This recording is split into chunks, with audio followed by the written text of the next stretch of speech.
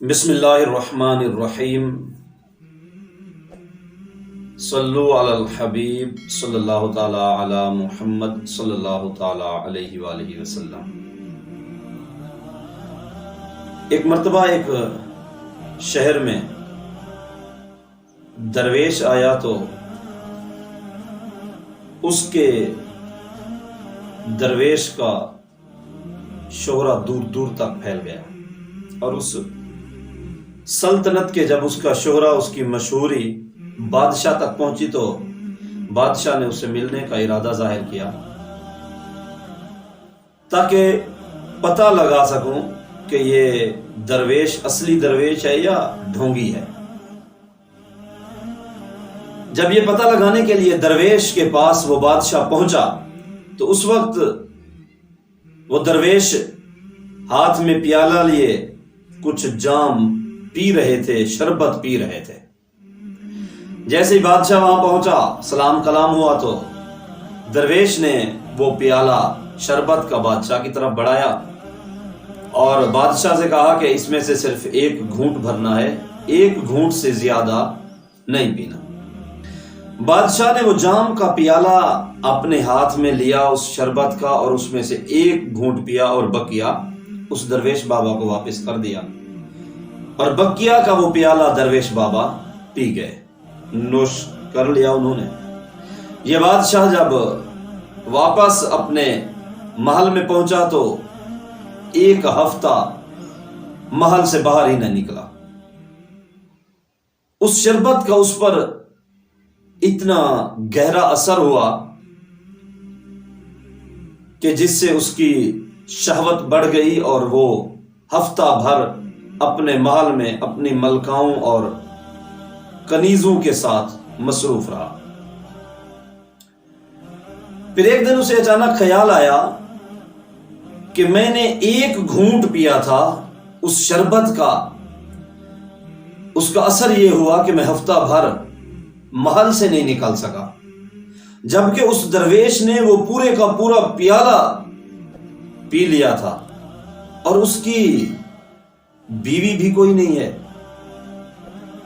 تو پھر یقیناً کوئی خفیہ طور پر وہ بہت بڑا بدکار ہوگا۔ یہ سوچ کر بادشاہ اگلے دن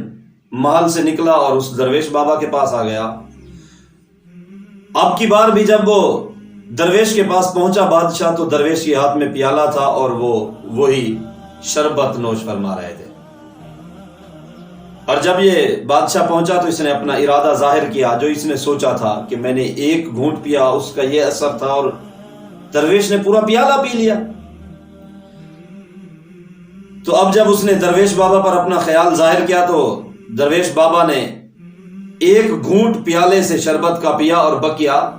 بادشاہ کو دے دیا، اور اسے کہا کہ اب یہ سارے کا سارا پیالہ پی جاؤ۔ وہ بادشاہ فوراً اس نے لیا اور وہ پورے کا پورا پیالہ پی گیا، اور جب اس نے پی کر شربت وہ پیالہ رکھا، جیسے اس نے وہ پیالہ رکھا تو درویش نے کہا کہ اب تم ایک ہفتے کے اندر اندر مر جاؤ گے، تمہاری موت واقع ہو جائے گی، پورا پیالہ پی گئے تم۔ وہ بادشاہ وہاں سے بھاگا اور محل پہنچ کر اس نے اپنے آپ کو ایک کمرے میں قید کر لیا، اور ایک ہی ذہن کے اوپر خیال طاری تھا کہ اب میں ایک ہفتے کے بعد